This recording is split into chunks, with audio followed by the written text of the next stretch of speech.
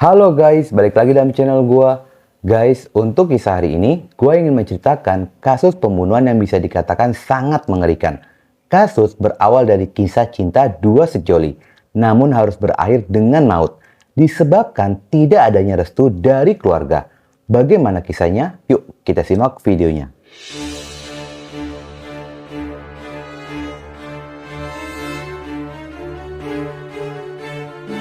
Kisah bermula dari sebuah jembatan Cempah. Tanpa sengaja bertemulah antara Ariska Afandi alias Gok, merupakan warga desa Kute Baru, Kecamatan Lingge, Kabupaten Aceh Tengah, dan Sawari, warga desa Badak, Kecamatan Dabun Gelang, Kabupaten Gayo Lues, di mana pada saat itu Sawari pun masih duduk di bangku kelas 3 SMP, sementara Gok sudah bekerja di sebuah bengkel. Awal perkenalan itu, mereka saling bertukaran nomor ponsel. Sejak itulah mereka pun intens berkomunikasi. Semakin hari tumbuhlah rasa cinta di antara keduanya. Hingga 2 bulan lamanya mereka menjalin asmara. Hingga pada akhirnya Gok pun mengajak Sawari untuk menikah. Ternyata pernikahan itu pun tidak mendapatkan restu lantaran keluarga ingin Sawari menikah saat lulus SMA. Hingga akhirnya keduanya pun memutuskan untuk kawin lari. Setelah resmi menikah, Gok pun datang dan membawakan mas kawin 2 mayam emas serta uang sebesar 12 juta rupiah. Tetapi uang mahar itu pun masih kurang 5 juta dari yang dijanjikan 17 juta rupiah. Sehingga Gok pun masih memiliki hutang kepada pihak keluarga sang istri. Setelah menikah, Gok membawa sang istri untuk tinggal di desa Gele, di mana rumah itu adalah rumah bos bengkel dari tempat Gok bekerja. Namun setelah 7 bulan dari pernikahan mereka, mulailah muncul konflik rumah tangga, di mana permasalahan itu muncul lantaran faktor cemburu, keributan hingga diketahui oleh pihak keluarga Gok, lantaran ada tetangga yang merekam keributan itu di saat Sawari sedang merobek-robek celana milik Gok.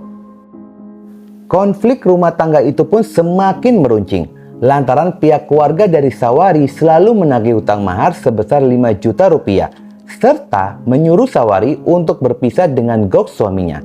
Yang memang sejak awal menikah, pihak keluarga pun tidak menyukai Gok, dan tidak hanya itu saja. Sikap dari Sawari kepada orang tua Gok sudah di luar batas. Sawari pernah memanggil ayah Gok dengan sebutan anjing hitam. Karena beberapa faktor itulah yang berakibat hubungan rumah tangga mereka pun harus berakhir. Tetapi meskipun keduanya sudah bercerai, keduanya masih saling berkomunikasi dan tidak putus silaturahmi di antara keduanya. Hingga 1 tahun berlalu dari perceraian itu dan memasuki tahun 2018. Pada tahun 2018, tepatnya bulan Desember, Sawari berpamitan untuk bekerja dan sempat meminta uang kepada ayahnya untuk uang bensin motornya. Namun sejak hari itu merupakan hari terakhir pihak keluarga bertemu dengan Sawari. Pihak keluarga sudah berusaha untuk mencari keberadaannya, namun keberadaannya pun masih belum bisa ditemukan. Bahkan keluarga pun sudah melaporkan tentang orang hilang kepada pihak kepolisian. Tetapi keberadaannya masih belum diketahui hingga tahun 2018 pun berakhir. Dan memasuki tahun 2020, 2 tahun dari menghilangnya Sawari. Pada sisi lainnya, Gok pun akhirnya menemukan pendamping dan menikahi seorang wanita bernama Hikmah pada tanggal 5 Februari 2020. Sementara pada tanggal 2 Juli 2020, pihak keluarga pun kembali membuka laporan ke polisi tentang orang hilang. Pihak kepolisian pun kembali membuka kasusnya dan melakukan penyelidikan. Dari hasil penyelidikan polisi menemukan fakta jika Gok mantan suaminya merupakan orang terakhir yang berkomunikasi dengan korban. Hingga akhirnya polisi pun memanggil Gok untuk dimintai keterangan sebagai saksi. Namun setelah menjalani pemeriksaan hampir 1 jam, akhirnya Gok pun mengakui jika dialah pelaku pembunuhan kepada mantan istrinya, sehingga statusnya pun menjadi naik, yakni menjadi tersangka. Dari pengakuannya, jika aksinya dibantu oleh temannya yang bernama Junaidi, polisi pun segera melakukan pengejaran. Gok mengajak polisi menuju lokasi di mana dia membuang tubuh korban. dan lokasi itu berada di hutan kawasan Ise-Ise, Kecamatan Pandan Cuaca, Gaya Lues. Dan benar saja, polisi pun menemukan adanya kerangka manusia berada di sana. Namun saat dievakuasi, kerangka itu pun sudah tidak utuh lagi. Namun ditemukan pakaian yang dikenakan oleh korban terakhir kalinya, seperti jaket berwarna hijau, baju merek Lee Cooper warna hitam, dan celana berwarna gelap. Saat tubuh itu dikonfirmasi kepada pihak keluarga pun mengenal jika baju itu milik Sawari yang telah dicari selama 2 tahun. Dan selain itu, diperkuat dengan hasil DNA korban yang membenarkan jika kerangka itu adalah milik Sawari. Kasus pembunuhan ini pun terungkap atas usaha dari seorang wanita bernama Salami yang merupakan ibu tiri dari pelaku. Berawal pada tahun 2019, ketika dirinya akan masuk ke dalam rumah. Tidak sengaja dirinya pun mendengar adanya obrolan antara ayah pelaku dan pelaku. Pelaku mengatakan, anak orang itu sudah aku bunuh. Lalu ayahnya pun bertanya, di mana kau bunuh? Pelaku pun menjawab, dibunuh di Ibur Ise-Ise. Setelah mendengarkan itu, Salami pun memutuskan untuk tidak jadi masuk ke rumah. Lalu dia pun pergi kembali. Selang beberapa hari kemudian, Salami menelpon ayah Sawari dan mengatakan, "Sudahlah paman, tidak usah dicari lagi Sawari.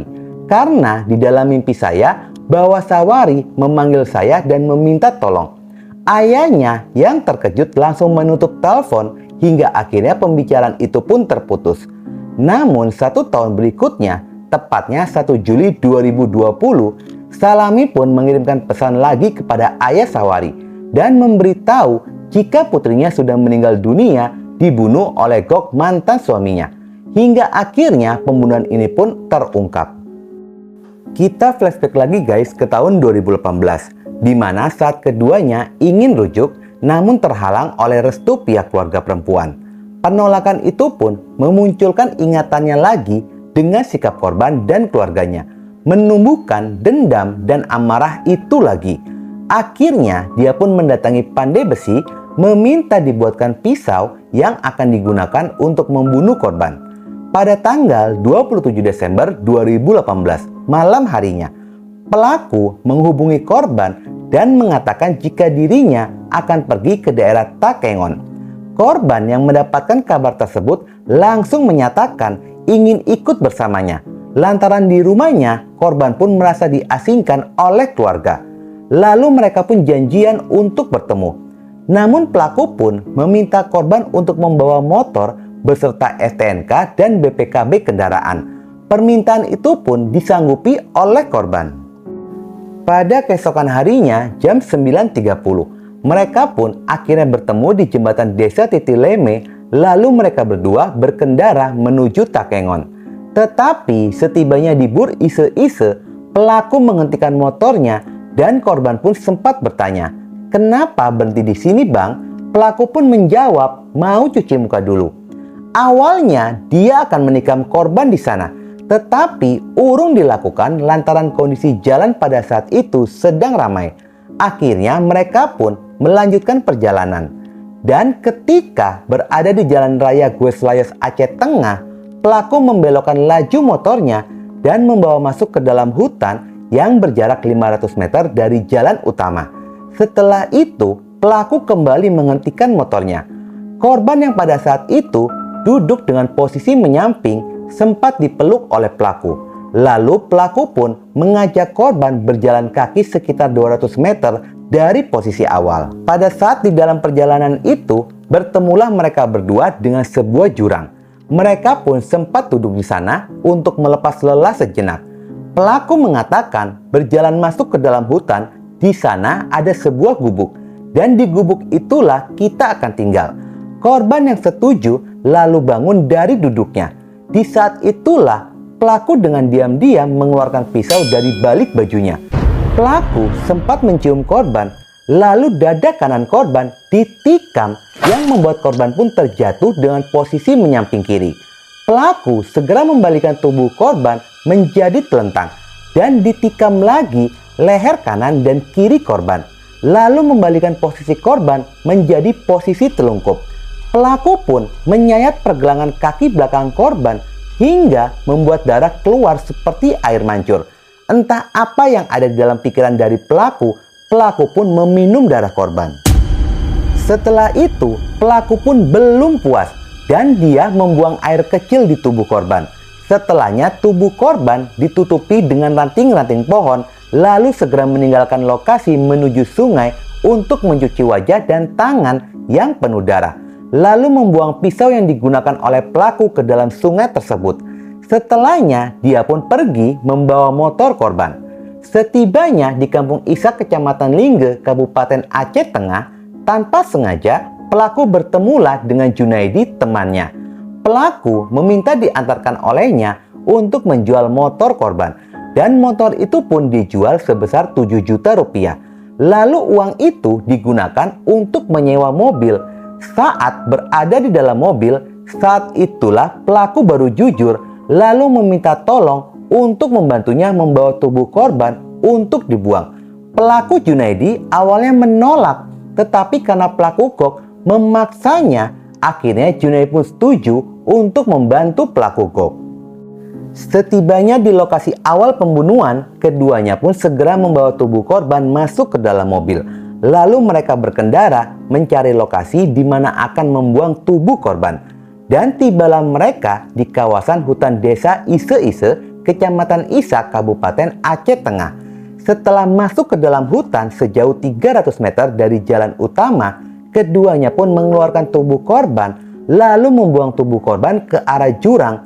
Hingga pada akhirnya tahun 2020, pembunuhan ini pun akhirnya terungkap. Meskipun pelaku Junaidi belum tertangkap, namun sidang pembunuhan kepada pelaku Gok tetap dilaksanakan di Pengadilan Negeri Blangkejeren. Pada tanggal 18 Februari 2021, pelaku Gok mendapatkan vonis selama 20 tahun penjara. Guys, menurut pendapat gue pribadi, gue yakin tujuan keluarga korban pasti ingin korban mendapatkan yang terbaik. Seandainya bisa lebih bijak, bisa jadi pembunuhan ini pun tidak akan terjadi. Dan jika melihat alur cerita, pada tahun 2019, pelaku sudah mengakui perbuatannya kepada ayah dan keluarganya, namun baru terbongkar pada tahun 2020. Seharusnya keluarga pelaku pun bisa dituntut hukum telah melindungi pelaku kejahatan. Seandainya ibu tiri dari pelaku tidak buka suara, bisa jadi kasus pembunuhan ini pun tidak akan terungkap. Tragis banget kisah cinta yang indah awalnya terhalang oleh restu keluarga hingga akhirnya berakhir mengerikan seperti ini. Oke guys, sekian dulu video gue hari ini dan jangan lupa ikuti terus video gue. Oke?